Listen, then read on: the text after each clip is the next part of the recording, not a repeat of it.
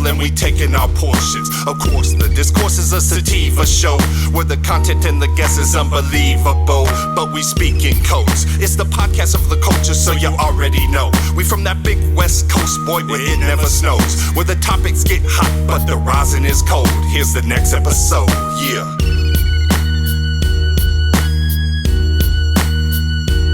Welcome everybody to another episode of Joint Forces. I'm your host, Luke Scarmazzo. With me, I have a very, very special guest. I have father, cultivator, Navy veteran, gunshot wound survivor, activist, legacy operator, serial optimist, go-getter, veterans advocate, and one of the hardest working people in cannabis, Sean Ryan of Murphy's Ridge. Welcome to the show, brother. Damn.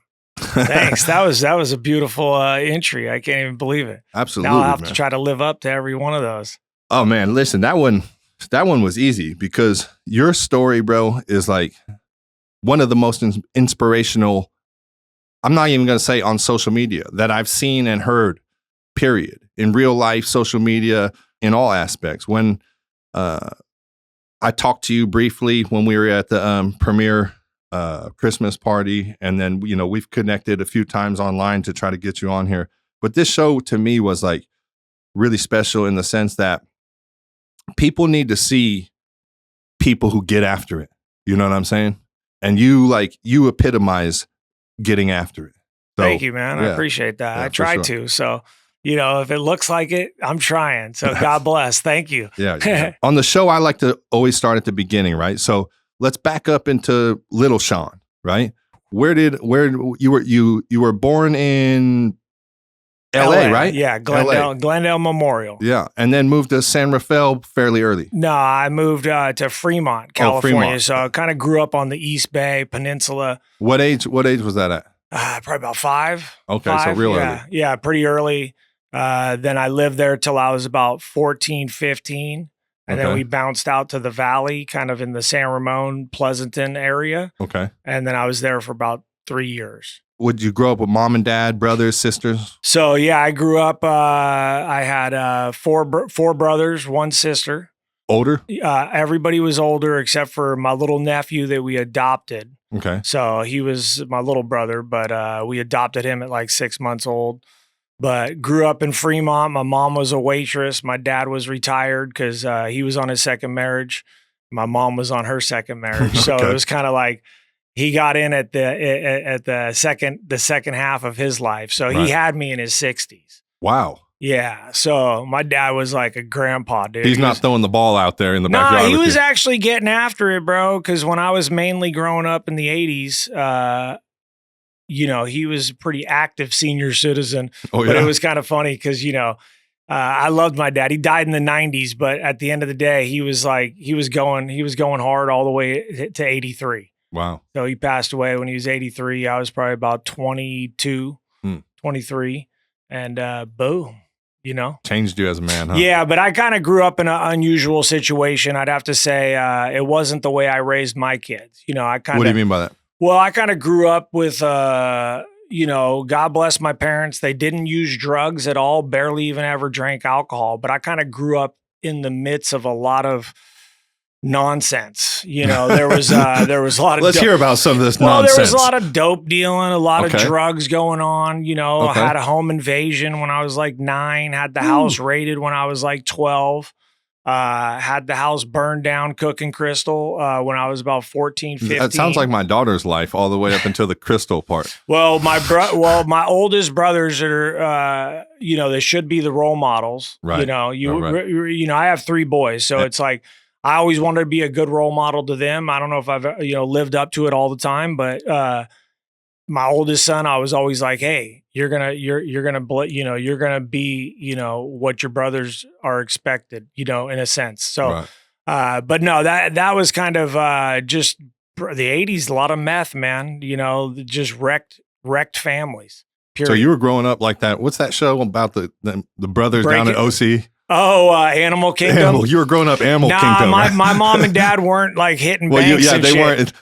They did a lot of like shady shit. You know what I mean? Even though they didn't do drugs. So I kind of grew up around a lot of dealing. Okay. You know, my dad slang a lot of weed. My Pops brother slang weed the whole time your Pops- life from the minute you are I was in can know. elementary school and he was, you know, moving pounds of weed. You know, Mexican break, weed? yeah, Brick break. Sometimes the killer green bud, but mostly brick weed. You Right. know, that's what everybody was kind of moving. For sure. That's what my pops had. Yeah, and it was like, you know, pounds of weed on the dining room table. Right. You know, kind of thing. My first memory as a kid is walking in on my dad and my uncle, and they got a triple beam on their dresser. Yeah, that was and they the got triple about beam three days. bricks on it of some Mexican weed. Yeah. And I remember the smell. That's what made, like, as a kid, the smell hit me. And the smell never came back again until I smelled sour diesel. And I was That's like, funny. oh shit, that was the smell. There were so many smells, bro, when it came to like, you know, that bathtub meth, sick weed, killer green bud, the skunk bud, the DNC, the damn near chronic.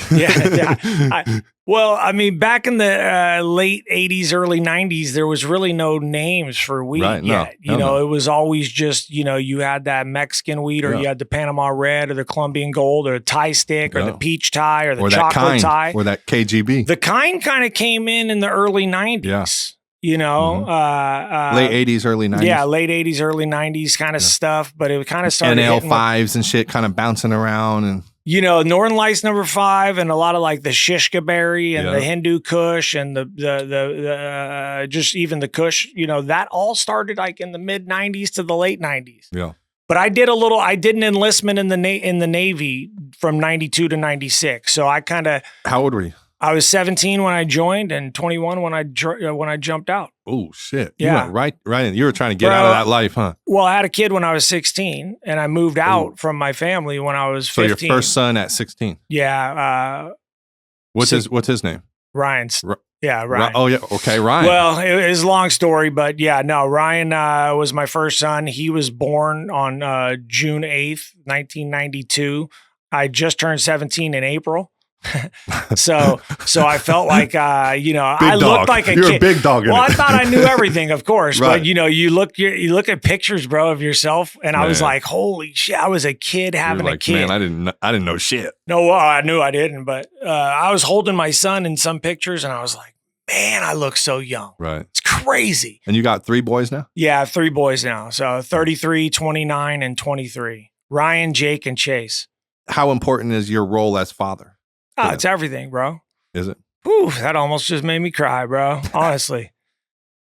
Damn, dude. It means a lot to you, huh? Well, it means everything. Right.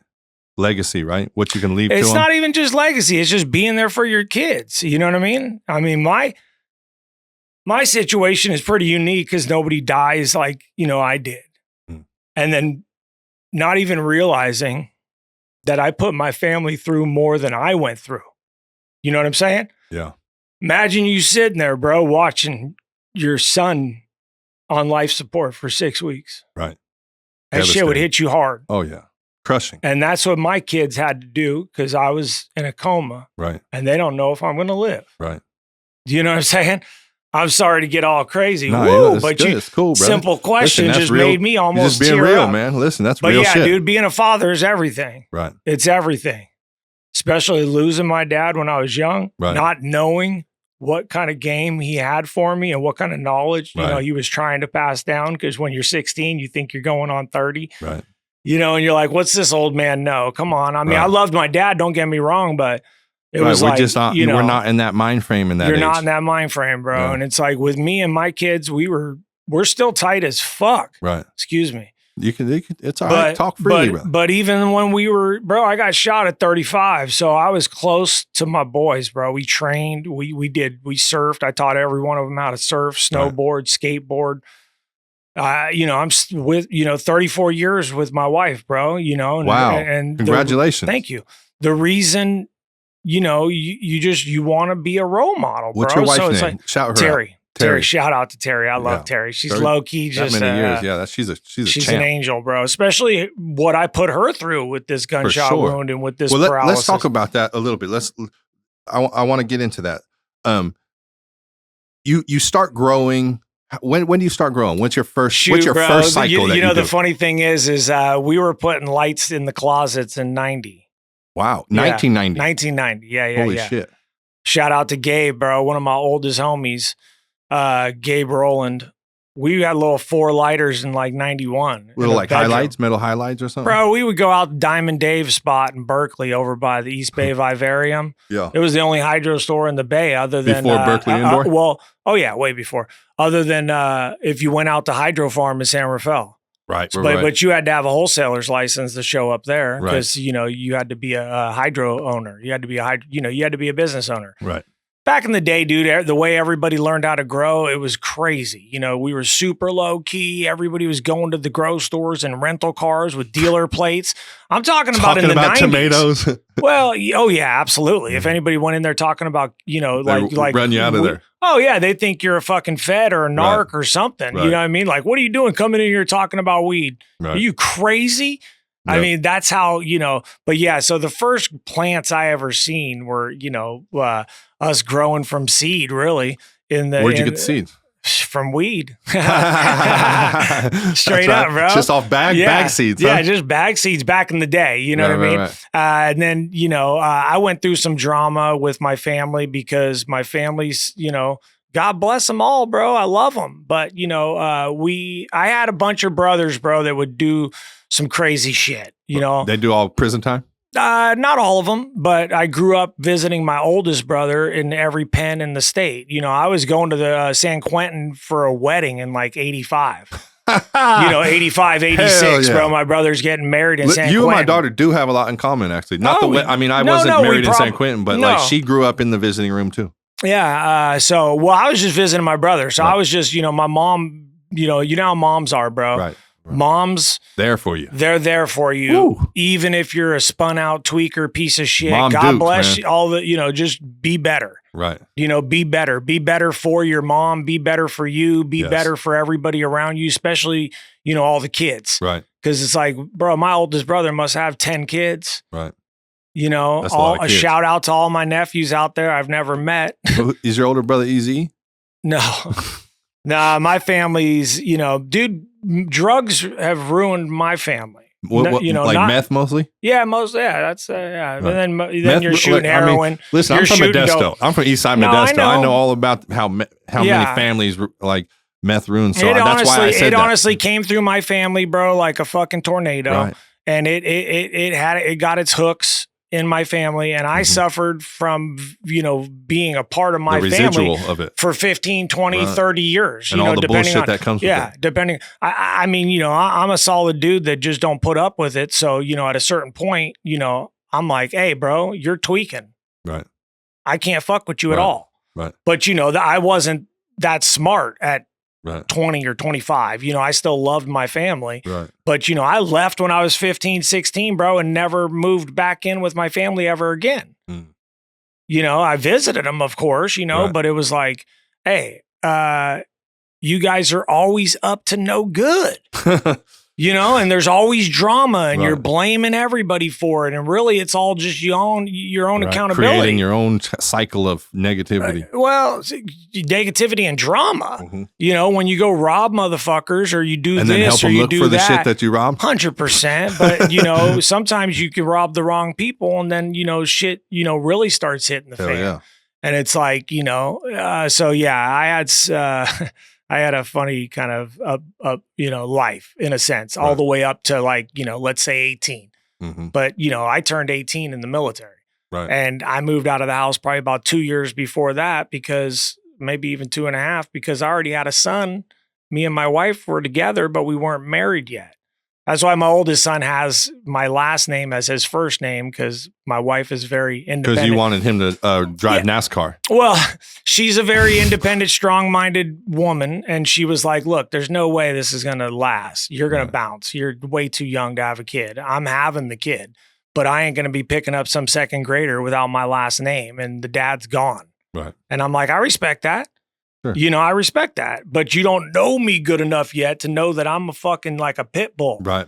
When I say I'm going to do something, I'm going to try my hardest to do it. And that usually means we can do it. Yeah. But, like 2 years later, we ended up getting married. So then, of course, my other sons have my last name and then the rest is history. But I was called Mr. Stein for probably, first almost, because I tried to raise my kids, really respectfully and nice. And a lot of their friends, would call me Mr. Stein because they didn't really know. Because they heard his last name. Yeah, they just knew him as Ryan Stein. Like, I'll ride with it. And so it was funny. Sometimes I didn't even say anything. So at 17, you go into the Navy. You're there for a couple years. What's that like? What is that like to be into the Navy, coming out of the atmosphere that you're just talking about, Animal Kingdom / Well, you know what, bro? It was a big eye opener because I grew up in a really, when you grow up in real poverty, right. Your world is small. It's, it's why a lot of this shit goes on today. People are like, 3 blocks wide, right. That's their whole, set. That's their neighborhood. That's their thing. Right. But it's like, bro, 5 miles away, some major shit's going on. Right. Lives are changing. Get some culture. But yeah, so joining the military was a super eye opener for me, just getting on planes and going to boot camp and then, being in barracks with, 100 other dudes from all over the country. I excelled, bro. I was a 4.0 sailor. I killed it. You know what I mean? I went from boot camp, which was awesome, straight to parachute rigger school. And then I went to SEAL training down in Coronado because that's what I wanted to do, bro.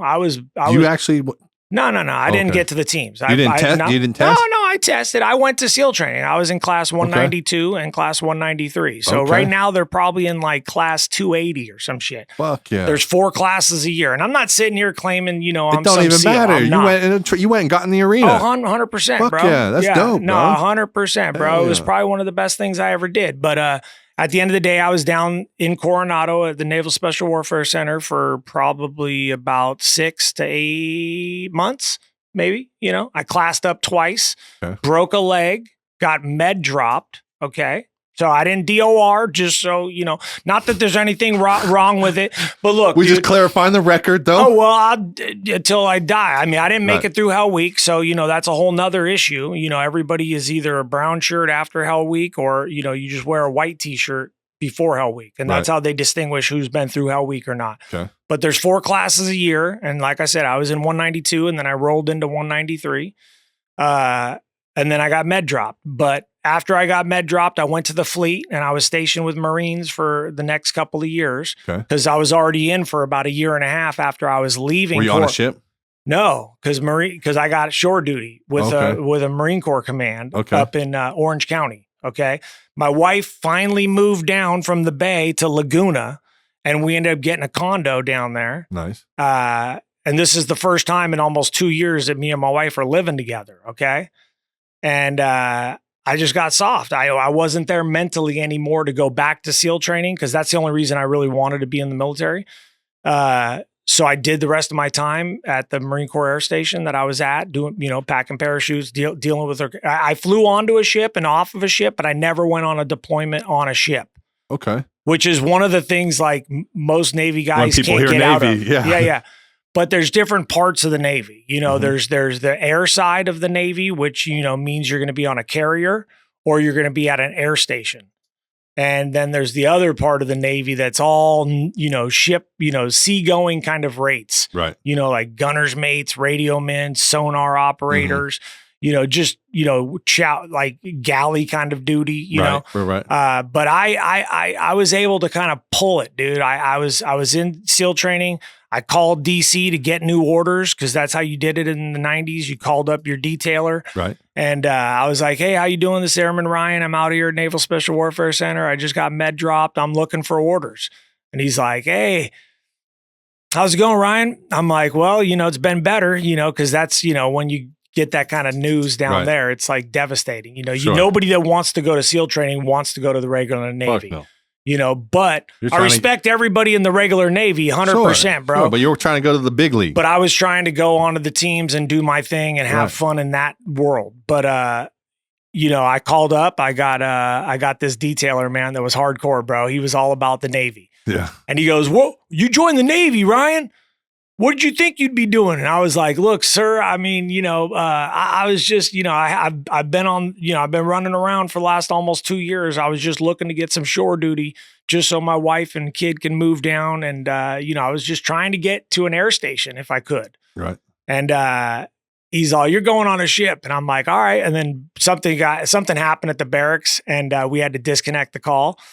So I called back the next day and I got a new detailer. And he was like, "What's up, Ryan? How's it going?" And it was a really cool dude, some senior chief. And he was like, "All right, Ryan, where do you want to go?" And I was like, I told him the same story. He was like, "How about Point Magoo?" And I was like, "Perfect." You know? And then he's like, "Oh, no, that's not going to work." And I'm like, my whole life's dude on the other line. And he's like, "How about Marine Corps Air Station El Toro?" And I was like, "Where's that at?" He's all up in Orange County, not too far from you right now. Right. And I'm like, "Lock it in. Bet. I'm there." Right. And so I packed my bags, went up to El Toro, but it was the best experience of my life, man. I think everybody should, volunteer, join something, do something, try to do something that's, more important than yourself, just because it'll teach you a lot about yourself. True. And you get more from giving than receiving. So just out there getting after it, and the military was a big thing for me. It was, it aligned myself in a good trajectory. Shaped you as a man. Shaped me as a man. And then after that, bro, I was on the hustle.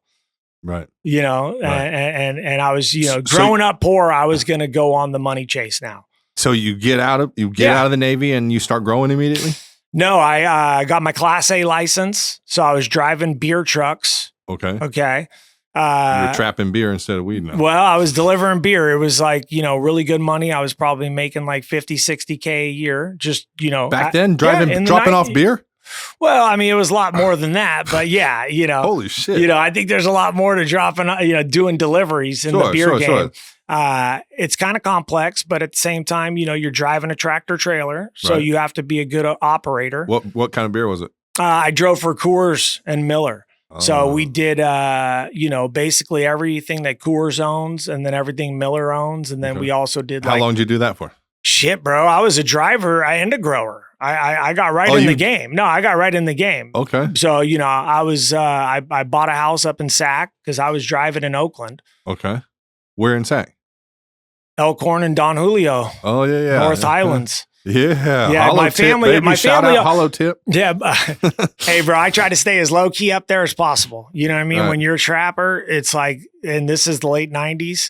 Right. I bought the crib for my first house was like $100,000. That did it have sidewalks or bars on? It was perfect. It was nice? It's on the corner of Don Julio and Elkhorn. Right. So, I mean, as nice as that gets. Yeah. I mean, I thought it was a great area. It's a blue collar working area. It's there's definitely it could be called a blood area. I mean, there's definitely some tweakers out there, but I'm a white boy, bro. So I kind of like, I'm just the white dude. But when I was trapping, and you got the trees too. But I'd wear nerdy hats, bro, long sleeve shirts, glasses. I played roles. Oh, I played roles, bro. Because I grew up around the game, so I never wanted to get wrapped up. Right.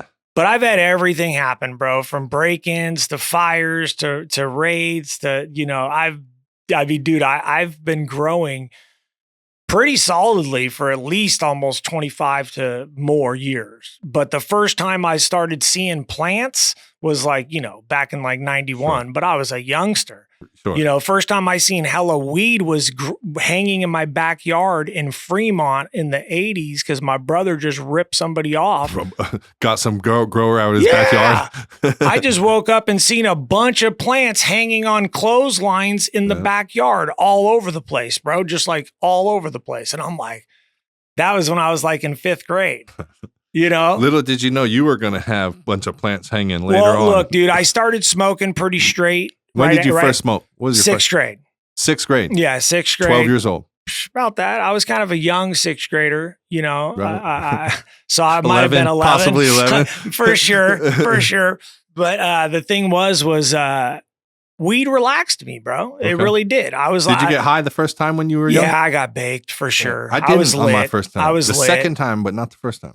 Nah, I've been lit ever since. Ever since, baby. I've taken my breaks, and of course, in the military, I was clean. Sure. But at the end of the day, I've taken a couple breaks over the decades. Mm-hmm. But I'm pretty consistent, bro. Right. You know what I mean? It's medicinal in the sense that I'm high strung. I go hard from like the dude you're seeing right now is the dude I am every day, all day. Oh yeah. You know, Hell yeah. so it's like, it's a lot sometimes. It's even a lot for people to handle, bro. If somebody can't handle me, bro, I'm not everybody's jam. You know what I mean? Listen, not everybody likes tea. Not everybody likes coffee. Because I am a little high strung, dude. I'm just always. You're you, bro. So in 2011, you're on an indoor grow. Tell me about this grow. Okay. Yeah. Oof, I don't want to tell you too much about this. I like to keep it pretty bland in the sense of generally. Why is that? Just because I don't like to talk about where it happened. I'm not afraid of talking about where it happens. At the end of the day, bro, I got blasted by 4 dudes. 3 got busted. Okay. It was at a trap spot, 40 lighter, you know. It was in the 209, right? In Patterson? Yeah. Well, sure. Right. And this was a spot that I owned, you know, and I was going to get out of it, but I had been trapping there for so many years, bro, that it was like hard to wrap up fucking a 40 pack, you know, because I'd be pulling down 20 lights every 4 weeks. Right. That's good bread. Oh, dude. And back in the day, we were getting like 42s, dude. And people were like, and all I grew was all the OG. way up too. 42 all the way up. I always let the homies kill Eat it. A little bit. Oh, kill it. I mean, they were getting 56s, bro. LeBron was buying my OG, bro. They called up my OG LeBron. King James? This is when he was out in Miami, bro. No, that's no shit. I swear to God. Shout out to Rob, OC Rob. Shout out to Rob. Shout out to LeBron James for smoking on the OG, man. Yeah, but that's all I fucked with was this one OG cut for at least 2-3 years straight. Where'd you get the cut from? From some homies in San Leandro. Okay. Not the cats who had the dispo over there, right? Nah. I'm talking about shout out to Grower's Choice, the homies over. They caught a case in like 2012. It's kind of a whole nother crazy story. Disco Days, baby. I'm sure you've heard of the case, right? Mm-hmm, yeah, sure. It happened in like 2012. It was a federal case. Mm-hmm. They called it Disco Days because it kind of originated out of Discovery Bay. All them boys that were booming them houses out over there. It was a lot of different little cliques that since they were doing the investigation for like 12, 13 months. That was OGs too. It was right when I got shot, bro. So put it this way. I got shot in March of 2011. Well, hold on. You can't go to the end of the movie at the beginning of the movie. Well, unless you're Quentin Tarantino. Those are sick flicks though. Well, I don't know where I was. Okay, I'll start going. So listen. Bro. So let me back you up to the grow. So you're at the grow. It's a 40 lighter. Take me to the day. You go in. What are you doing? Watering or some shit? Yeah. So taking care of the plants. To be honest, it was a Sunday. I just coached my youngest son's travel ball team in Blackhawk. We fucking killed it. Wow. Okay. Blackhawk. Well, nice name. My youngest son was on a sick travel ball team. Okay. Super dope. You know, a little travel team that traveled all over the country. Cool. 11U. 11U. So left-handed pitcher, first baseman. That was my boy Chase. Nice. I was standing in as coach that day because my one of my homies that was the coach, phenomenal coach, dude. He was like, "Hey, Sean, you know, it's just a scrimmage game. Can you handle it? Take it over from me. Yeah, can you handle it?" I was like, "Yeah, coach cap on. Yeah, bro, holding it down, bro. Kids right. were great. I had a lot of respect for the kids. The kids all respected me because I can run the bases, show them how to hit the inside of the bag. You're active. You know, don't ever slow down. I want you running through it. You know what I mean? But anyway, so I had to do a flip that night. So I was spreading out about 700 plants that night. Okay. I had to get out to that spot. Okay. I had about 3 little spots around different areas. Did you stagger them to where they're? No, this house was one spot. Do you know what I mean? So it was a 40 lighter. I had to get out there to spread out about 700 girls. Okay. Right. They were all pre-vegged. I just had to put them in their positions, turn the lights off, and I'm good to go. Okay. So a couple hours. Solo bolo, bro, and I'm running them around. So, you know, maybe a little longer. It took me a few hours, but at the end of the day, I wrapped up the whole job. They were all put to bed, if you will. Beautiful. Sure. All the girls looked happy. What strain? About 11:30 OG. Okay. I had about 30 pack of OG, all dry, all about to get processed and trimmed up. So, you know, I'm sitting in a beautiful position. You know the situation. Next one's coming in. Yeah, you have, you know, like 3 crops on site right now, all in rotation. One's ready, one's almost ready, one's getting flipped. Right. You're just living the dream, being, you know, being the grower that you are. Because I love growing. Right. And so anyway, I just got done setting out everything. It's all dialed, bro. Boom. I see the power flick. I was like just flicker a little bit? Yeah. Okay. And then all of a sudden, boom, boom. I started hearing the craziest, like I've been in raids before. So to me, it sounded like somebody was, I was getting raided. Right. They're trying to break the door down? Trying to break the front door down. And usually only cops come through front doors. Right. It's like a McMansion spot, 6-bedroom, 3-car garage, 4,500 square foot house. Right. I beeline to the noise because I'm thinking, hey, to it's the front cops. door. Yeah, it's the cops. I'm letting them in. I own the spot. Right. It's all good. Hold on, it's just some plants here. Don't worry about it. Yeah, I'm all good. I got a great attorney. No problem. Everything's already on retainer, bro. Second, I realize it's not the cops because they're not yelling police, open up, or police were coming in. You realize that before I realized that before they're in yet. Before they're in. Okay. And you got to understand, all this is like in For seconds. sure, this is split second shit. Seconds. So I go from having my hands up in a situation where I don't want, because there's no guns on site, nothing like that. I try to operate as clean as I can. Sure. And then boom, dude, my brain says, Sean, this ain't the cops. So I turn from, if I didn't turn, I would have never got paralyzed, period. I know that for a fact, just because it would have went in one ear, it would have went in and out like it did. But I changed my position because I know I'm about to have to get down. You're about to start. It's about to happen. Square up with them. Or whatever you were going to do. I'm squaring up. Right. And as soon as I square up, the door is breached. And I see like 3 or 4 silhouettes. Because you got to remember, there's no power right now. Sure. So there's no front porch light on. There's no lights on. Are they all masked up in black and all that? Boop, boop, boop. Bro, the bullet went through me like butter. Few shots were fired off. One went right. Did you hear them? I don't even remember if I heard them or not. All I remembered was seeing Jack boys right in front of me. And saw the flame of the gun, probably. And then it was so instant, so fast that I dropped, literally, bro, just like this. I mean, that's how you fall when you get paralyzed. Right. Because your shit don't work. Just stops working. So anyway, I bled out, but I'm an optimist. So check this out. Even when I got shot, bro, and I'm laying there, because I don't know, I can't move because of the paralysis. Sure. You're thinking, crawl. So you're thinking, I'm thinking I can wrap this up. I'm thinking I can have, this is about perspective, okay? Right here, bro, I get blasted. Bullet went through me. Okay. I'm paralyzed. I army crawl through the front door of this house. Where are the guys at? They ran. They shoot you and just turn around and run. They shoot and they bounce. Oh, man. Okay, check this out. But I don't know any of that. Sure. I don't even know I'm paralyzed.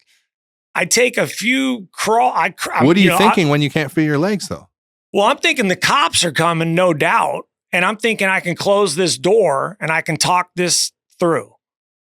This is what I'm thinking. You're coming to come try to shut the door. I did. I got through the door, I believe. Because I know when the ambulance, because I got life flight, but I passed out. You know what I'm saying? Okay. Like I bled out. So you get through the door to the front porch? Sure. Right around there, I guess. And then, it's over. Lights out for me. Right. I died. Bled out. I bled out. For sure. I literally died, bro, for a little over a minute one time, and then a little over another minute another time before I got to the trauma center. Did you have after-death experience? Dude, I've thought about that for many years, not like tripping on it, but I honestly, I definitely think some shit like went down. I had some weird, because I was in a coma for many weeks after. So I don't know if it was that or if it was the coma that I just was like having some brainwaves during What was it? Man, it was trippy. It was like, I felt like a few times I was on like a train in the middle of like some forest. Wow. And I've never been on a train in the forest. Was there people around you? Nah, it was just empty train. Well, it was just, I didn't even see an empty train. I just remembered being in a train and seeing trees like to my side. Nice. But it could have just been a trip. You know what I mean? Because they had me in a coma. But dying those couple of times, and then they have to do a bunch of emergency surgery on you in the ER instead of the OR. So when these doctors, these surgeons, they save your life, they kind of figure all right, this dude's going to die if we try to operate him in the OR. Right. We don't got time. We ain't got time because he's already coded and he's Right. coming off the helicopter and he's coming into the ER, but Right. it's not sterile. So they cut me open. They fix me, but then I get hell of infections. Oh man. But I don't know any of this. That's You know like what I'm the saying? worst part of the I hospital. don't remember being on the helicopter. I don't remember being in an ambulance. I don't remember being in an ER. Sure. You just remember waking up in the ICU or whatever, I remember right? waking up in the ICU with a ventilator, a tracheotomy, or I was intubated and had the trach. My scar has gone away pretty good. Did it change your voice? I don't think so. No? I don't know. I don't think so though. But it was a trip, dude. So when I woke up out of the coma, I couldn't believe what I was like witnessing. Right. My wife You were was disoriented at oh, first. dude, I You was were like, crying what the like fuck's a going on? baby, bro. I was so disappointed in what I did to my family, dude. I just was looking at my wife. Fuck. That's an interesting perspective. In Bro. the sense that like all this shit happens to you and you feel like, fuck, I let my family down. Because you got caught slipping in the grow house. Or It because wasn't you were even just caught growing. slipping. Just because you're in the lifestyle? No, because I'm in a fucking when you have chest tubes and pick lines in your neck and shit coming out of your throat Mm-hmm. and a machine next to you breathing for you and you look at your wife, bro, and I'm who I am, Right. and she's a phenomenal human that didn't deserve any of that. Do you know what I'm saying? She Right. just married a dude that But she knows who you are. I She know, knows who but she married. she's a good girl though. For sure. You know what I'm saying? That's why she married you. She never wanted any part of this. She never wanted to be like a weed grower person. Like, my wife's never even smoked weed. You know what I'm Right, but saying? I mean, or she has, but don't like, we say that was like 35 years ago. Don't we always say though, if you want to make God laugh, tell him your plans? I'm sure that's probably, I've heard it. And like she probably said, yeah, I don't want nothing to do with weed. But And then she yeah, ends up dude. with one of the biggest weed growers around. Hey, when waking up in that hospital was a big reality check. For You know sure. what I'm saying? It was, And don't get me wrong, brother. I'm No, not diminishing I'm that at not. all. But what I am saying is like, you're in the grow game. You're in the game. Part of the game is sometimes we get that people come after us. It does suck though that's part of the game. It does You know what I suck. mean? It does. It's like, because our plant is more about like connection. Then Yeah, if anything, I tell people all the time, man, I'm in a store, doing a demo and I'm talking to a customer about growing. I tell them, grow if you can. It'll teach you more than you could ever imagine. Absolutely. And then you might appreciation. not ever grow again. But at the end of the Right. day, you might love it so much that you never even have to come back to a store unless you're coming in for a variety because you've got all your blue dream you ever need. You know what I'm saying? Or whatever, I'm just. Did you just throw Blue Dream out there on the accident? Hey, it's a fire stream, man. It's coming back. No, but at the end of the day, that person, the growth, the plant, bro, the medicinal value, the fact that we have endocannabinoids in our bodies, Right. That part. and there's cannabinoids in a plant. You know what I mean? Come on, Right. that's just a trip right there. And then we have to say, because you're in this industry, there might be dudes that want to just smoke you. Well, that's a Like product just of it being kill illegal. you, bro. Just kill. Not even It's illegal. a product of prohibition, brother. 100%. But even in the legal game, you know what I'm saying? Well, people people are ain't- getting shot. Well, they're not raiding beer factories and shooting workers at the beer factory.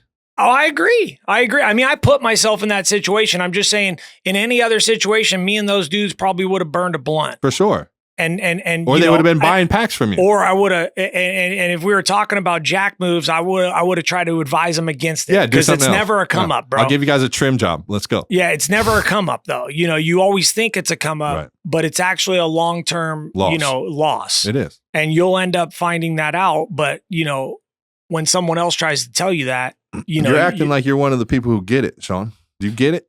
I tried to get it. You know what I'm saying? I tried No, to. you got it, man. You do. I But can tell. that's the thing that bugs me about this though. It's like, oh, you're just because you're in this industry, you got to accept robberies or you got to accept No, it's being not about targeted. accepting it. No, I'm not saying you're saying that you No. want to accept it because I know we should never accept that. Ever. No. But at the same time, it's like it's sad that in this community we're targeted, Right. and the people that are targeting us are sometimes users of the plant, if not always, users Right. of the plant. And it's like, come on, bro. Sure. Like like, really? Right. Like, you think you're going to go like, shoot somebody and get some packs and come up, and that's going to be your move to the top? Well, part of that too is like the younger generation now, like shooting and like getting that kind of status and stuff. They don't like, that's cool to them. They don't care. Like, and part of that is because there's not people telling them otherwise. Well, there's not we got to tell them. Yeah, absolutely. Because ain't nobody else telling them. Right. And it's like every time I get an option to get into youngsters' ears and they, I look like I might be getting through, because I can look you in the eye, bro, and see if you're like, bro, I don't want to hear any of this shit. Right. And it's like, God bless. I'll tell you. Right. In one ear, out the other. I might tell you anyway, even though I'm reading your eyes and you're not hearing a damn thing I'm saying. Right. Because I'm some old dude, in a wheelchair at that, Right. and what the fuck do I know? Because you're 21 or 19 or 17 or whatever you are, and you know everything. But somebody has to tell them, bro, those are like bad moves, For bro. sure. I tell them, I say things like, if you think like putting in that work or shooting that person or doing that robbery, and you doing this and putting like, whatever it is that, we're glorifying nowadays, right? If you think after you get caught and you go to prison in 5 years that anybody is going to fucking remember you, you're tripping. They will not remember you. They don't care about you. Nobody's going to glorify that you went and put in work or did this or shot people or any of that. But it's devastating to everybody around you too. You know what I mean? Like if that youngster has a kid or a girlfriend or which often happens, their moms, you know what I mean? Like their brothers, their sisters, dude, it affects everybody. For sure. It's like a cancer on your family and your circle. You know what I mean? And you're not being a good role model in any way, shape, or form. It's like, even if you were working at Costco, bro, or even Walmart, I don't care, Taco Bell, bro. If you're working at a fast food store, at least you're, keeping your integrity. Mm-hmm. Now you're going to get some options and opportunities just from being out there and being active and getting after it. Right. But if you're at home doing nothing and then trying to do jack moves, right. It's like, where are you even going to interface with somebody that's going to give you a better opportunity? Right. And that's a lot of times what it's about. It's about opportunity. A lot of the young people today look at it as having lack of opportunity. So the easy move is to go rob and steal or grab some packs. But as much work as you put in to create that opportunity on the lick or the jack move, right, bro, you got to go create your opportunities in selling solar or whatever. Going. It don't matter. Yeah, you can be successful in anything else. It has to start somewhere, and that's why I say I don't care if it's McDonald's or Subway. Right. It's an entry level position to get you gamed up and get your and skills. You can't do like a crime and then get 5 years, and then your crime was only going to get you like $20,000 when you could have worked at Taco Bell for like 6 months and got $20,000. You would have made $100 rack just Right. working for minimum wage, right? And that's not even that hard. It's not a very high output job. So you're sitting there, you go through this fucking horrible trauma. Your family goes through it with you. You decided you're going to grow again. What's that decision like? Well, you really truly do love the plant, brother. I will toast to you on that one. Well, here's the thing, man, is I kind of wanted to and I had to, because at the end of the day, I also was like, I'm very much like, I'm not going to end my career because somebody blasted me. I'm not going to let somebody else. Yeah, I'm not going to I'm not going to let anyone dictate my path. Mm-hmm. And my path was growing. So it's like within about a year, bro, within about 12 months, I was back to like a bunch of 40 lighters. Are you fucking serious? Yeah. In the wheelchair? Oh, yeah. Rolling around. Yeah. Moving the plants around. Doing things. No, not me. I just had to I had to delegate. You were orchestrating.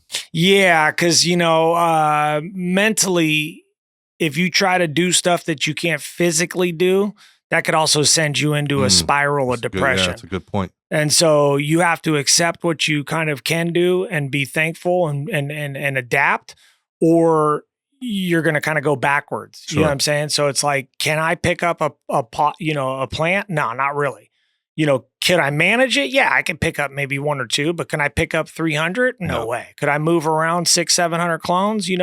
No. I can I cut hella clones? Yeah, I did for years. For years I did as much as I possibly could because I had to train people how to do it. Right. But as soon as I could, I kind of started delegating and then just managing, and then, you know, just figuring out other ways to stay busy. And I also, I dove into the rabbit hole of personal development. Okay. Straight up. That's good. Yeah, straight up. Well, bro. you were forced into it, kind of, right? Well, I was either going to eat a bullet or drown in Get busy living or get busy dying. Yeah, bro. I was either going to drown in like 3 inches of water, you know, or I was going to try to like open up to this whole world of personal development, law of attraction, manifesting, all of it. All the real shit. Meditating, understanding You how the practice universe, meditation? 100%, understanding how the universe works.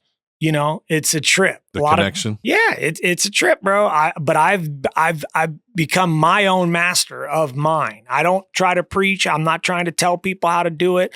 I would love to, but right now I'm just busy. Right. You know what I mean? Everything takes me longer. So it's like building this brand, building this business is taking the last 3 years of my life. I called you in the intro one of the hardest working people in cannabis. I really mean that, bro. Appreciate I see that. you driving up and down the state, seeing you in the demos. My daughter says she sees you at the demos, at events, at the Capo events, at Catalyst, at the PCF events. Like, you are everywhere. Here's the thing is, when you want to succeed, you just have to work hard.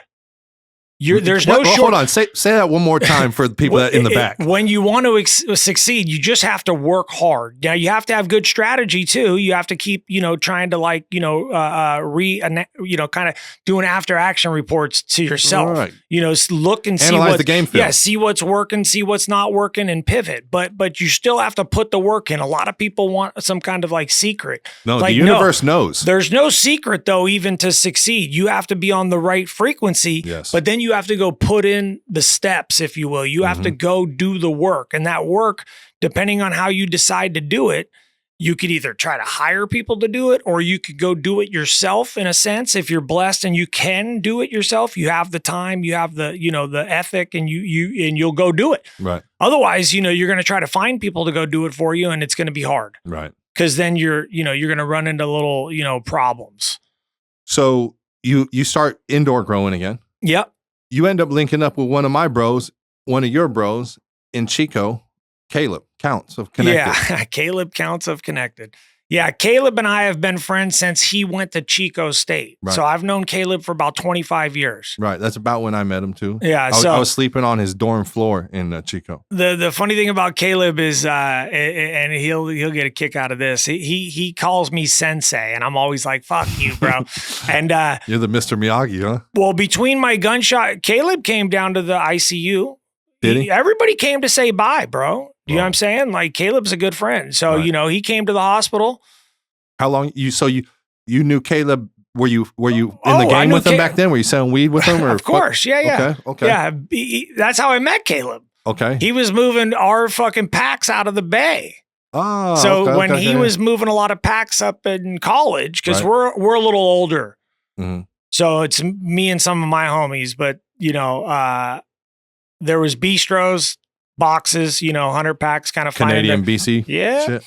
That was like the early 2000s, you know. The that was when the Cali AAA pack. That was when AAA. the Cali market couldn't supply the California market. Right. You know, California was still a net importer back then. You know, now it's exporter galore. But now here we need a few more Californians. But no, in 2007, Caleb, and this is way before my injury. 2007, Caleb and I built out his first indoor grow, my first commercial, if you will, grow across the street from the Fruit Ridge store. Yeah, what do they call that? Site A, or what? I forget what he calls it. He calls it something. It was just the Fruit Ridge warehouse, but yeah, we blew a hell of transformers. Smud ended up raiding the spot, or the cops did. Caleb and I, we're still great friends till this day. I'm an equity owner in Connected and Alien right now. Are you really? Yeah. Awesome. Fuck yeah. So blessed to be a part of that. You know, Caleb and I, dude. So do you start growing for him or with him? What's your guys' relationship? I never grew for him. I always grew either with him or so what happened after my gunshot wound in 2011, probably around 2012, 2013, he had a fat warehouse in Oakland, and I started doing all the trim. So He told me about the Oakland warehouse. He Yeah. said he wanted to move it out there to get out of the Eastern District. yeah, so well, Where the Bay was a little more lenient.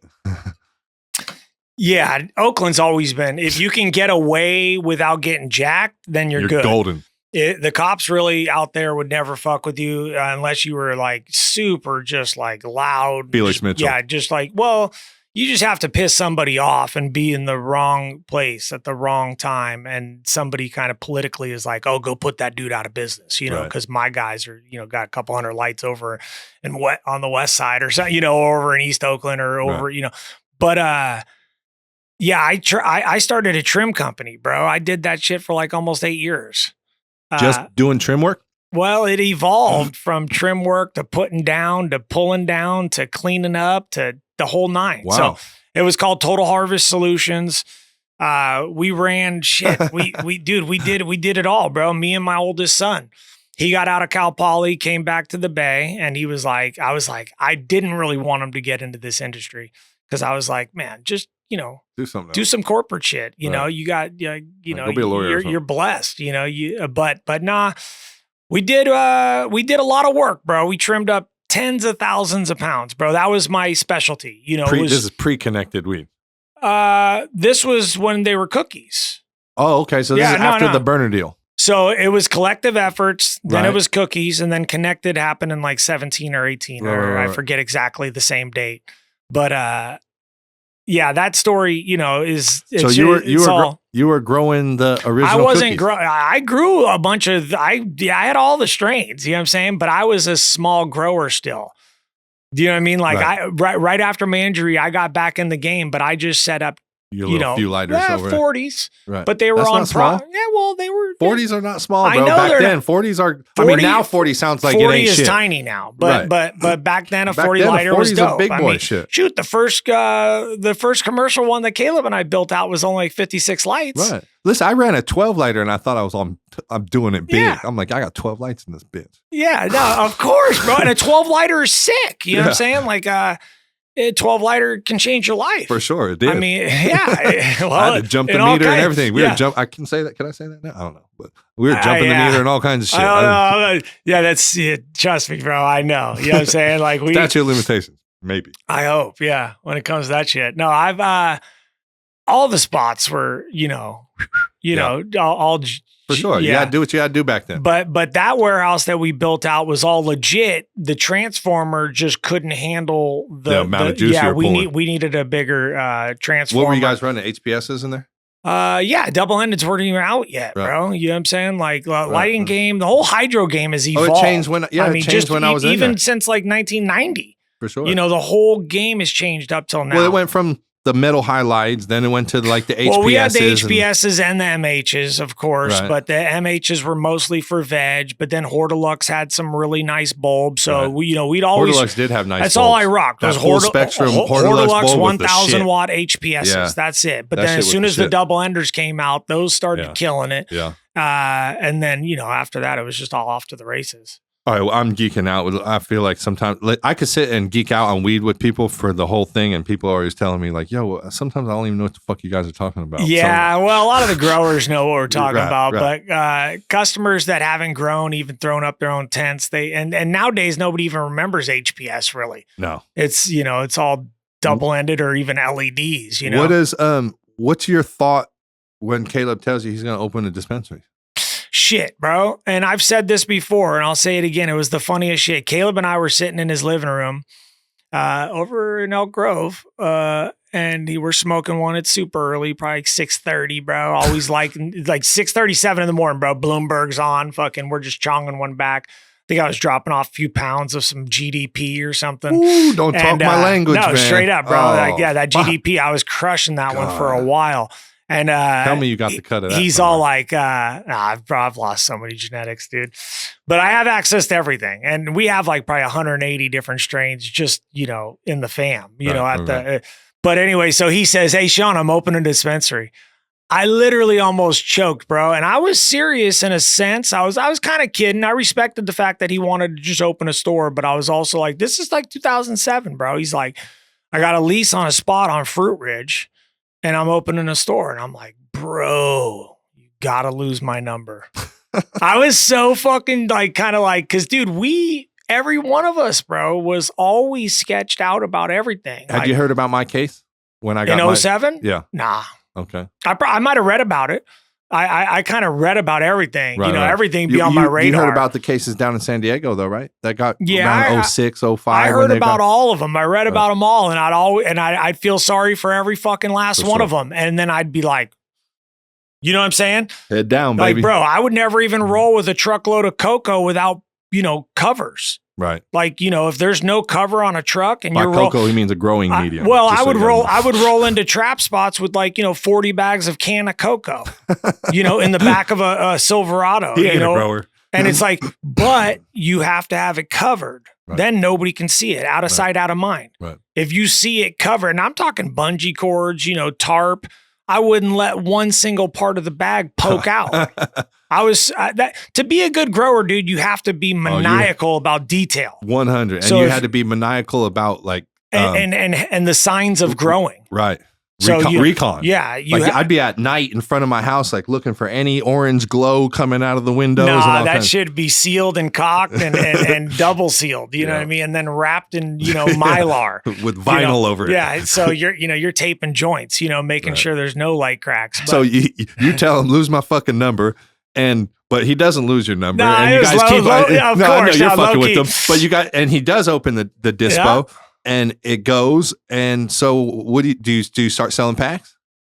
Oh no! I mean, Caleb's always been a buyer, of my flower. Like he'll even tell you today, the reason why I taught him how to grow weed is because he looked at everybody's indoors that were all in our crew, all of our friends, everybody that he can get, to get them to let him walk their grow, and he was like, bro, I like the way he always loved my weed, but he was like, I love the way you grow. Everything's super fucking clean. Everything's got its place. Right. He's all, let's do it. I'm like, let's go. Let's do it. So, we split the warehouse. We, the whole build out, everything. But over the years, I mean, cause that was like 07, 08, 2011, right when I got shot, bro, I was right in the process of building out a 200 lighter. We had just had about 30 grand worth of material dropped in the warehouse right off of Richards, over in downtown Sac. Mm-hmm. When I got shot, it changed everything. Right. Because nobody even knew who shot me at first. I mean, there were some people that got arrested and stuff like that, but nobody knew why. Right. Like, why? Sean's hella low key. Like that spot was, just, one spot. Sean would have always known if he was hot. Sean would have known if there was something wrong. Like, why did somebody target Sean? Right.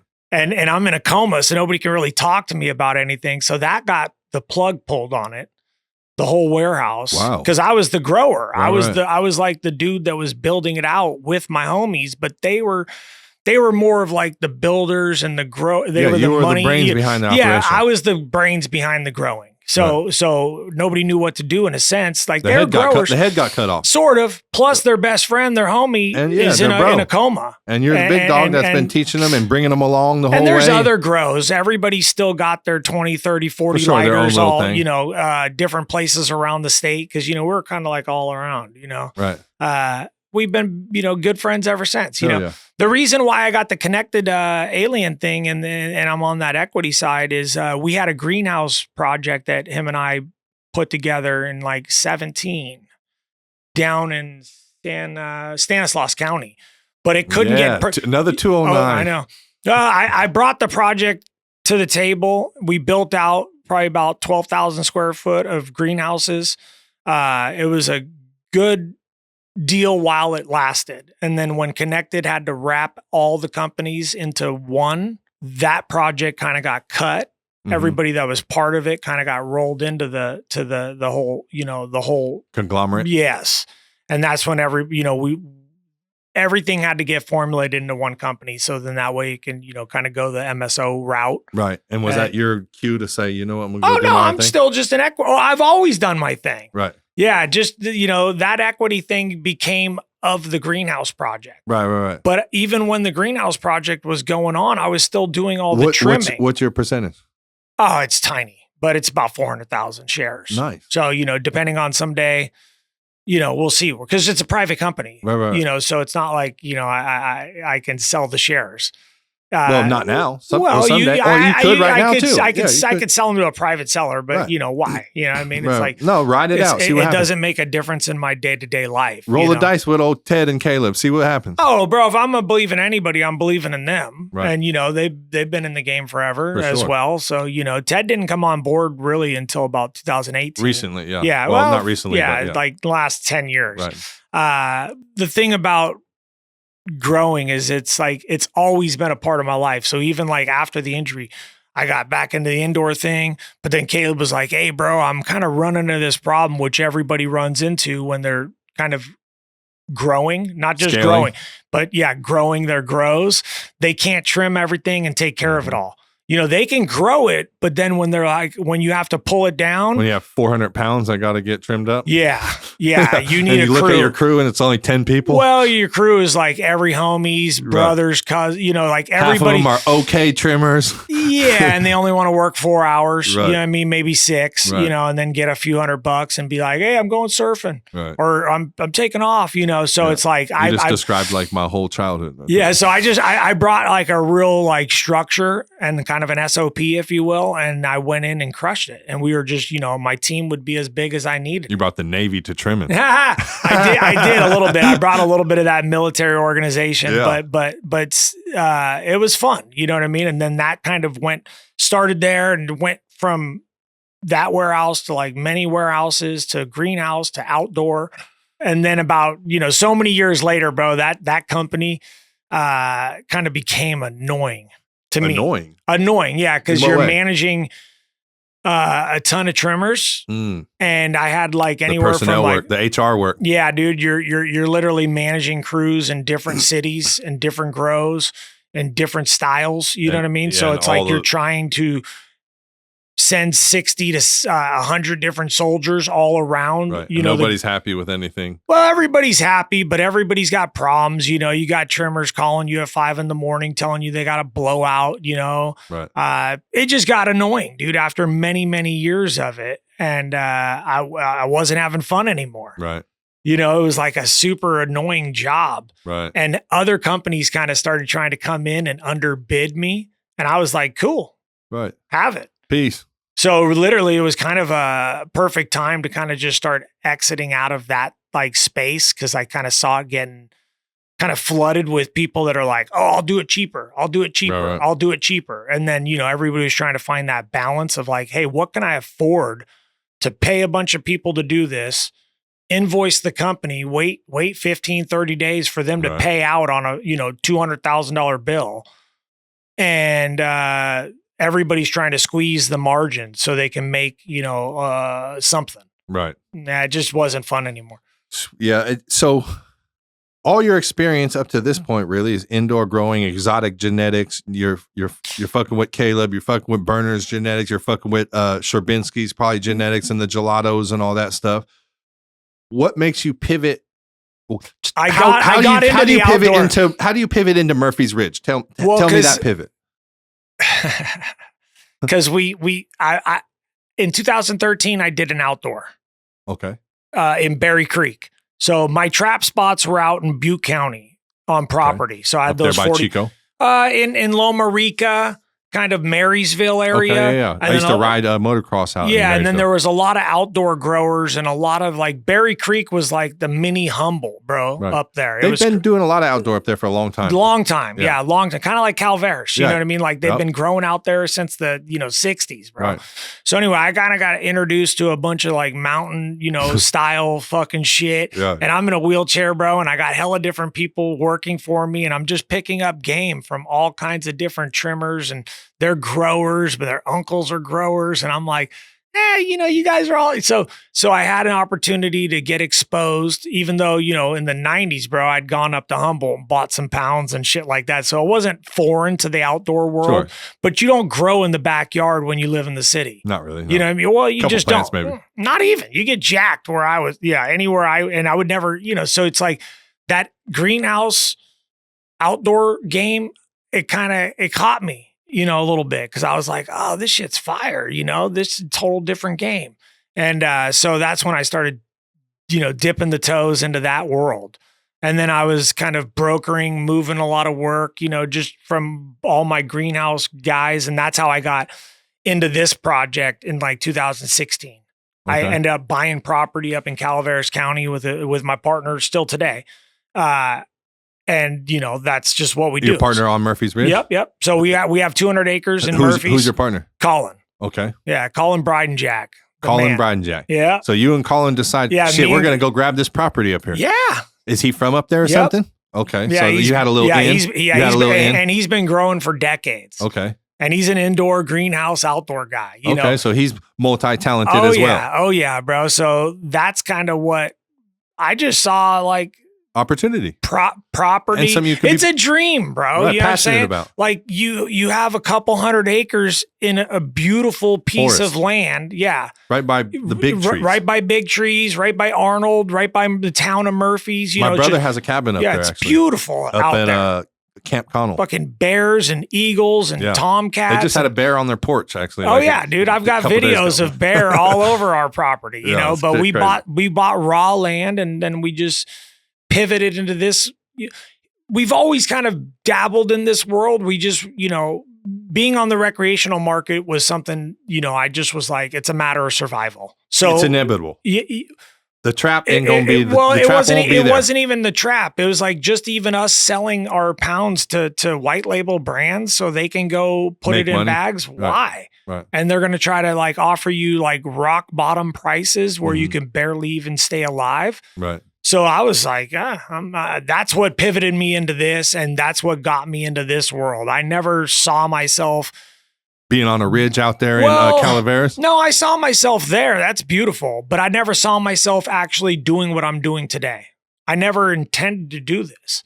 It's just a matter of survival. You didn't think you were going to be in dispensaries doing demos? It was never, no, not really. It was never a goal of mine to go out and work like I was 20. Right. Do you know what I mean? And because I'm 50, bro, you know what I mean? Yeah. I mean, working like you're 20. Yeah. I got kids in their 30s, It's like, my thing is, it was a matter of survival. I was going to either let us go out, let us get crushed out of the game. Right.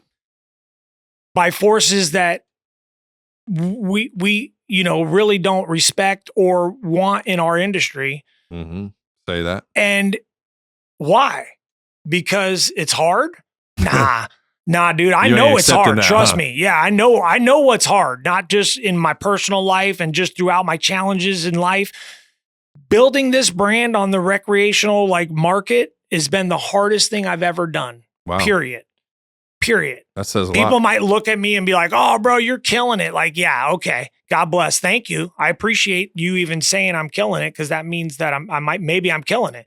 But at the end of the day, bro, I've been on the road for almost 3 years. I take a little bit of time off, here and there just to try to keep my physical health in shape.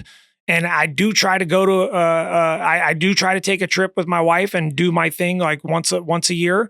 But this has been the most challenging endeavor I've ever done. Coming from a Navy veteran who had been paralyzed.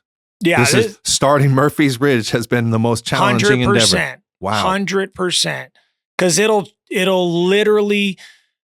chew you up and spit you out, bro, and not give a and come back and step on you again. And not even care, bro. Yeah. And all you would do is cry yourself to sleep and file your chapters that you have to file because you're bankrupt. Right. And I just refuse to do that.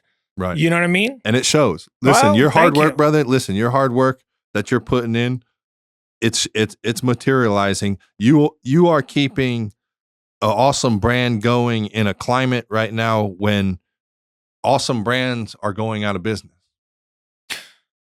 I know. And that's the problem. There's a lot of consolidation that's happening in the industry, just in the sense that there's people that could actually lose money to try to get other people out of the industry. And they will. And well, they're doing it. Right. They're doing it as we speak. That's why small farms and look, when we've seen consolidation in any industry, the customers usually never have ever benefited. No.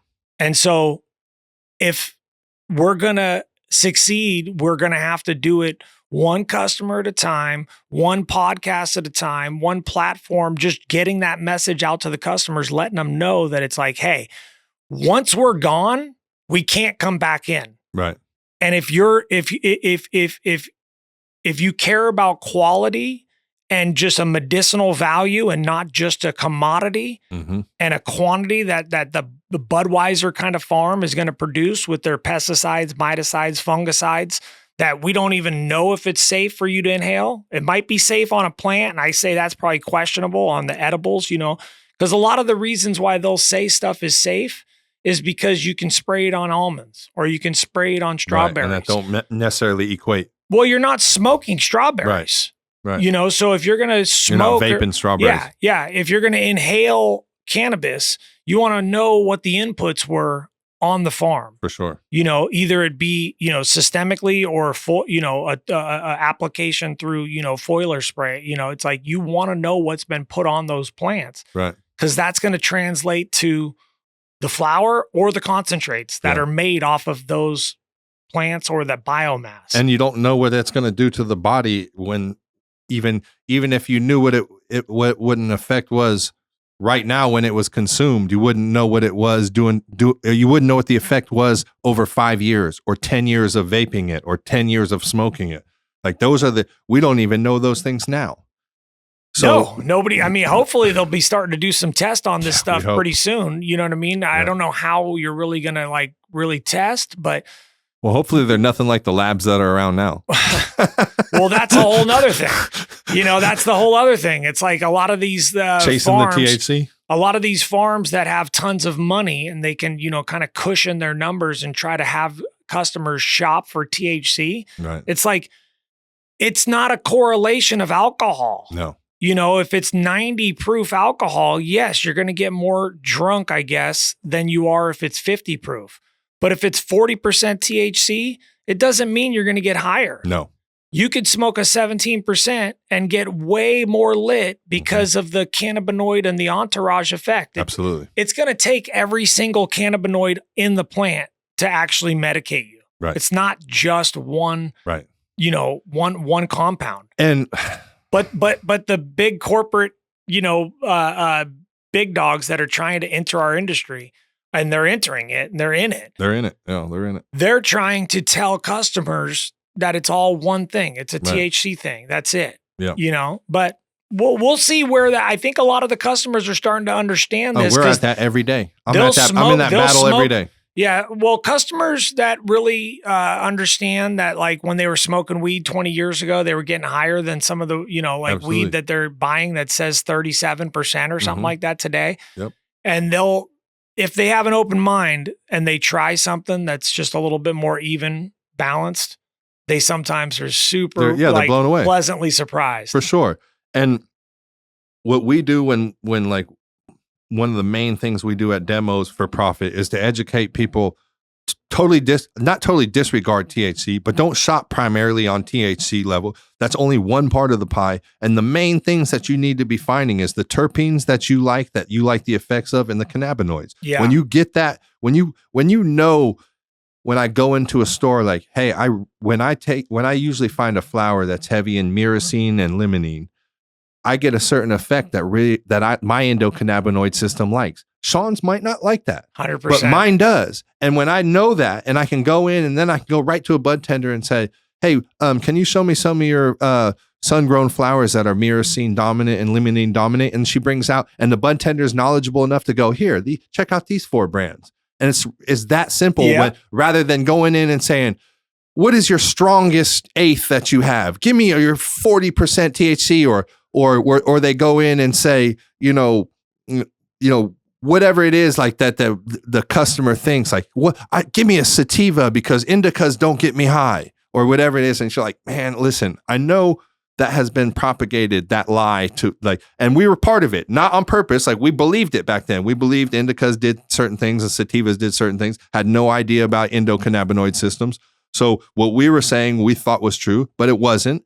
And now that like lie has propagated so far now that you'll have the customer come in, and I feel for the bud tender. You're in there every day talking to them, right? It's easy for the bud tender to go, hey, give me something that's a sativa. And they go, here you go. And yeah, this is sativa. And really in the market today, like you and I both know, like pure indicas and pure sativas are really kind of non-existent in the general store, really. I mean, you might be able to go through and find I always some. try to tell customers like this. It's like sativa's a 10, indica's a 1. Almost everything in the market right now is somewhere between 4 and 7. Absolutely. Do you know what I mean? You're not going to get a true You sativa just because nobody's going to flower that thing out for 16 weeks. Right.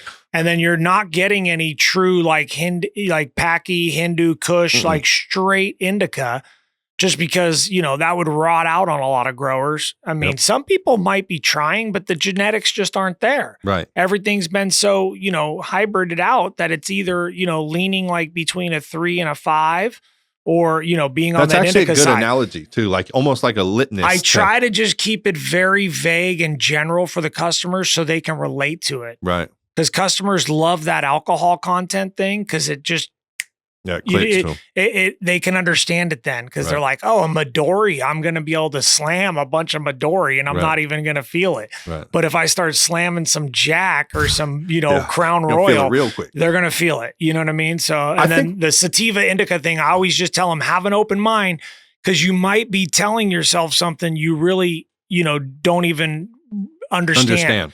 You know, and that's the thing is I feel that the customer and many of the staffs in certain stores are still, they just don't understand yet. The staff thing, man, is a real big challenge because it's one of those positions where a lot of people are starting out in the industry in that position.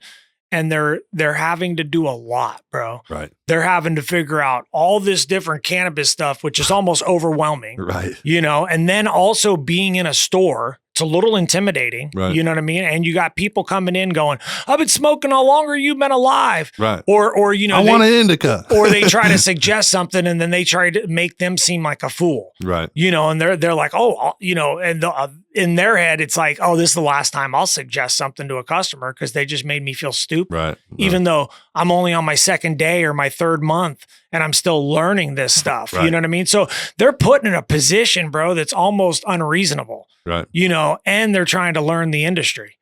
Really, if you ask me, it's probably the most important position in the entire supply chain. It is. That's where the frontline soldiers are. 10 toes down. They're dealing with every customer and they're dealing with having to like kind of try to gauge this person in the first 3 seconds to figure out how can I serve this customer the best way I know I can. Right. And keep the line moving. Right. And you're like bank teller, retailer, and pharmacist, and like all these other roles. Yeah, all you know, and bundled they're up in trying to do what the company wants them to do as well. You know, the company might, you know, that retail store might have a certain goal, and they're trying to tell, you know, the bud tenders, yeah, this is all true, but you know, do this as well. Push the house brand, or whatever it is their goal is that day. You know, or you know, sometimes you know brands will have certain things going on, different you know opportunities, and so there's so much going on for a bud tender, dude, that it's a lot. Right. You know, it's a lot, but some of them, or a lot of them, they all crush it. So talking about crushing it, I've been talking to a few brands. A lot of brands are getting into the THCA game. Is Murphy's Ridge looking at THCA? You know, we're looking at everything. We're looking at everything because, you know, basically to be in this industry, you have to be open-minded and you have to be, you know, you have Pivot. to try. You got to be nimble. You have to be ready to adapt. And, you know, that's why being small is so nice in a sense because there's no, you know, there's it's not a big Goliath that has to move there's no every time. bottleneck, you know, it's like, if we want to do something, we do it, right. You know, and, we just want to be single source in every way, shape or form, you know? So then that way, if we're doing THCA, it's all from our farm. You know what I mean? If we're doing rosin, it's all from our farm. You know, I just added an acre of full sun. And so I'm normally just a half acre of, you know, light dap. I'm a mixed light half acre permit and then 1 acre full sun. And the 1 acre full sun, we're doing full native soil, all KNF. That's Korean natural farming. So it's like beyond organic. K&F, bro. I'll have to look it up. You'll have to look it up. If you've never heard of it, it's dope. It's called Okay. Korean Natural Farming, and it's all like about teas and mycelium and inoculating your So native like soil. really creating a real living soil situation going. Oh, real living soil, Right. like not like where you're buying a bunch of amendments and Right. they're certified organic and it's kind of up in the air. We're doing we're doing everything on the farm. Nice. We're doing all of our own soil. So are you going to do extracts? We do some extracts. Do you? But it's all small batches, Sure. So if it's like diamonds or batter or, it's a crypto chronic or if it's gelato 41 or if it's, a sour diesel or a train wreck or, it's all, that's what they're buying. And I only sell that through Premier. So I own those Exclusive drop. Yeah, cause I'm small batch. So Right. it's like, I wouldn't even be able to get them into all my other retailers. So, Right. That's cool. Bert's super dialed in on the price point. Yeah. So it's like, I'm super He got to appreciative. figure it out. Well, I'm super appreciative of that relationship because it was like, bro, you want to get the product to the customer for the best price possible. Yes. And the retailer is who decides what they're going to get it to the customer for. I mean, Right. obviously we have a big role in that. To a certain extent. To a certain extent. But, Right. some retailers will try to mark it up. 200-300%. Yeah. And where it's like, nah, he's like, They're like, margin. Sean, your flower is sitting. You're like, yeah, you're selling it at $48. yeah. So, I don't even really, I don't work with any retailers that try to jack the customers. Right. I'm like, I want my eighths to be 20 or less out the door, period. Premier is like probably the best price in almost any city they go into. 100%. Yeah. So he's operating on super thin margins. Right. He's really trying to treat the customers the best he can and keep the lights on. Period. Right. At the end of the day, that's hard to do now. It's because I mean, you see, a lot of dispensaries Damn are hard to in receivership. I mean, when I came out of prison, me and my bro, our first move was I wanted my license back. I was like, we're going to get our license back. I want my dispensary back. I was out 3 weeks and I was like, I don't want nothing to fucking do with retail. I don't want a thing to do with it. It's really hard, especially if you're a small store, Sure it is. just one or just a few. Yeah, to me too, it was, I had to look where we could make the biggest impact as a really small unit and a small team without corporate funding and all that kind of stuff, just us. And the brand was just, to me, materialized as the easiest move for us to do that. And to be able to make an impact, not only in our own city with a store or something, but everywhere. Yeah. Well, you can put down a bigger footprint when you're not the retailer. Right. It's like, I'm not anchored to anything. Yeah, it's not easy by no means, you know what I'm saying? But at least you are the driver. Yeah, not easy at all. Just fit my personality better. You get to write your own kind of story in a Sure. sense. It's like if you want to be in 300 stores, you can do it. If you want to be Good in, luck. well, I mean, it's possible. How many stores you guys in right now? We're in about like 60. That's know? good amount of work. Yeah, right there. we try to keep it small because it's like I want to bring value. You want 60 good accounts. Well, that's all I'm in is 60 good ones, and at the end of the day, I want to work with retail partners that have the same values that I do. Throw some out there. Who are the good retail partners for Murphy's Ridge? It's mostly Premier, Catalyst, Connected, a few cake houses, couple small mom and pops up in the mountains. Okay. But that's it. Right. That's the footprint. Right. And I mean, I want to work with people that are literally, first of all, going to be able to pay if you As a sell small through. brand, that's crucial. You have to sell through. For sure. But, at the end of the day, you that's your job. You know what I'm is. saying? They might How help. come so many brands don't understand that part though? Well, because it's hard. I mean, think about it. You mean they didn't- You gotta go put time in either doing bud tender trainings and demos, Right. or you have to hire somebody to go do that. Because how Right. is anybody else going to know you exist? Right. But I mean, when you dropped off packs back in the day at your bro's house, right? Yeah. You helped them get some of them off, right? Hey, I know Sure, a couple. but you When know somebody how that hits up goes. Sean and said, "Hey, I need a couple ounces," you go, "Oh, yo, go hit up Joey." I think the reason why it's so hard to succeed in the recreational like store market is because when you sell a pound, bro, it's 128 eighths. Right. That's a lot of transactions Oh, for sure, one unit. For 1 pound. for sure. So back in the day, we'd move 5 pounds, 10 pounds, 50 pounds. One move. Right.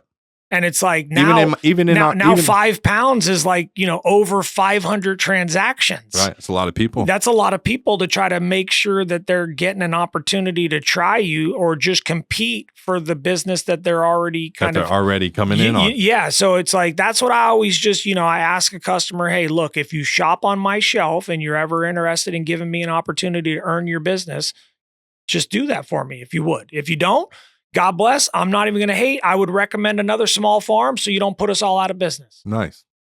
What would be like if you could tell, say, a young brand coming up right now? What would be your like key advice in this game? Oh man, I would say that you got it.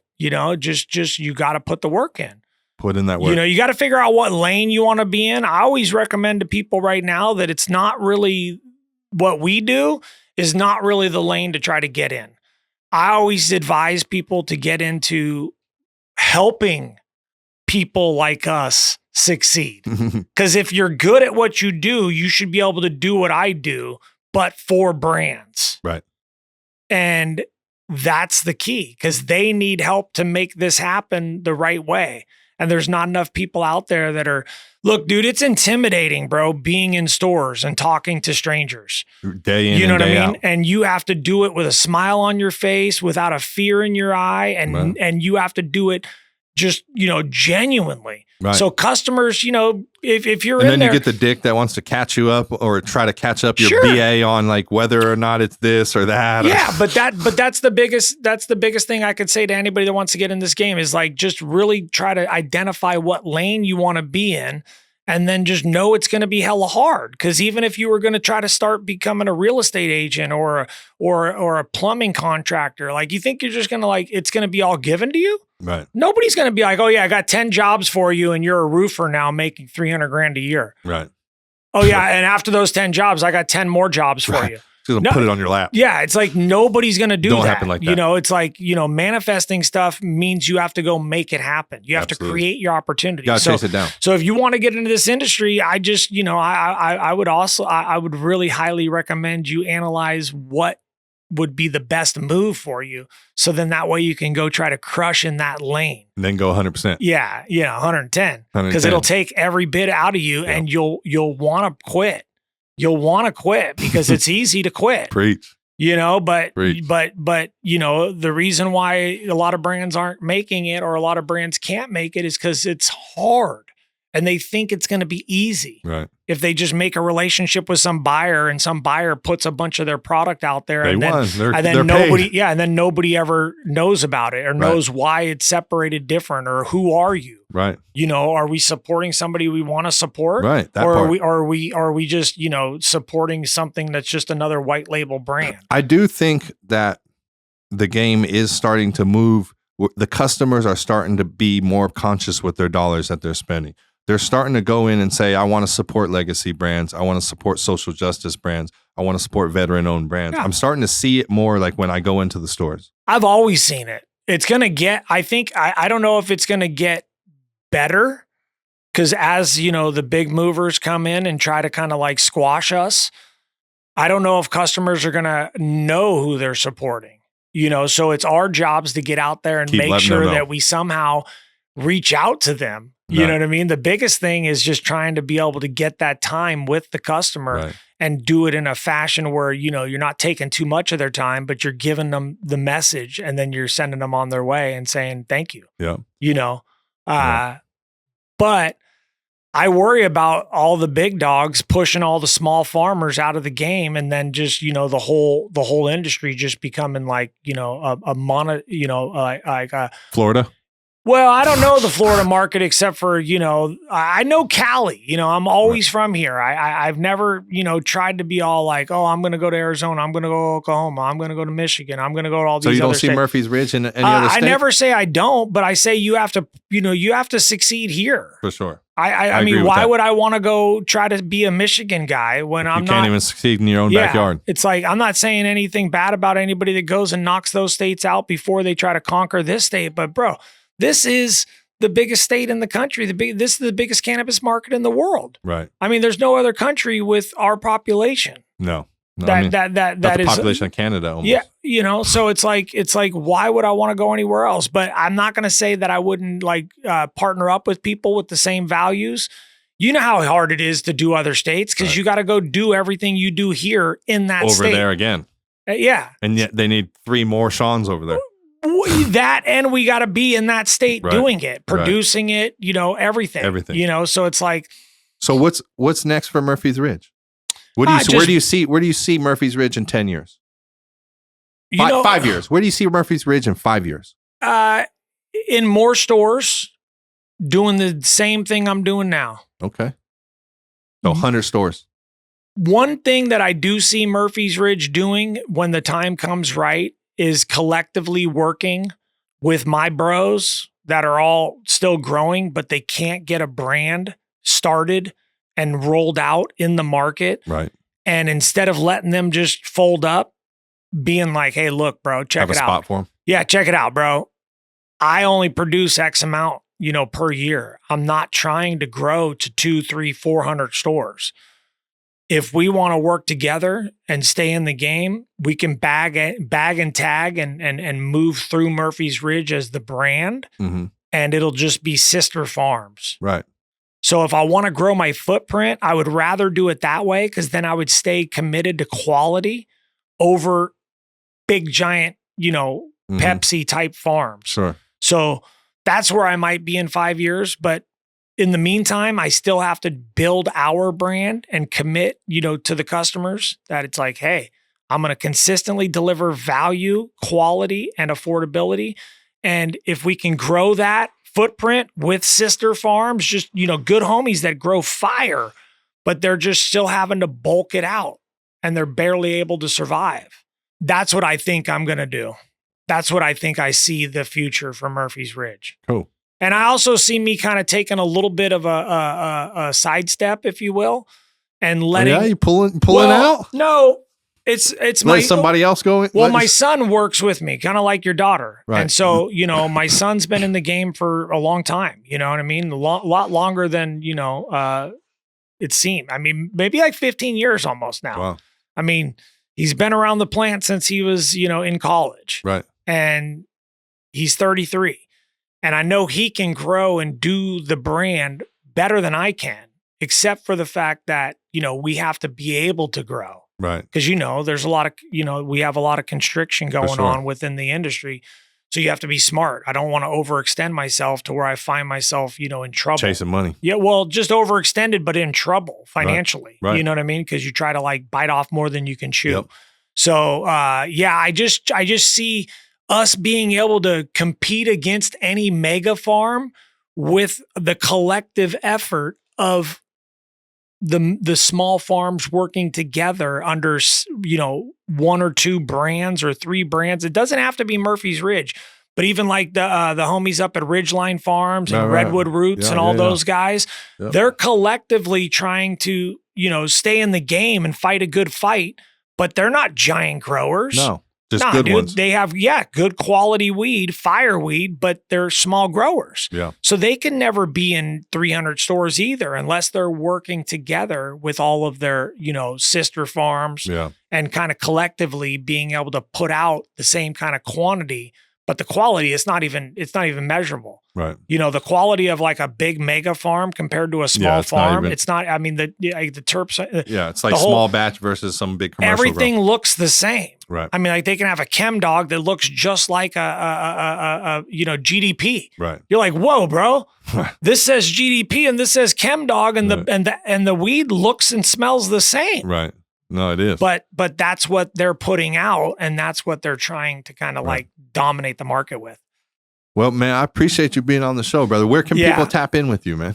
Hit me up on Instagram, Murphys_Ridge or at murphysridge.com or, I think I'm on X or something like that, but mostly just Instagram or just see me in a store. Or They're definitely going to see you in the store. You will see him in the store, I promise you. See me in the store, hopefully. Yeah. Pull up on him and say hi, man. Sounds a good dude, I appreciate you having me, bro. It's been a pleasure, man. Me too, man. This was an awesome show. Thanks, brother. Appreciate you, brother. Yep.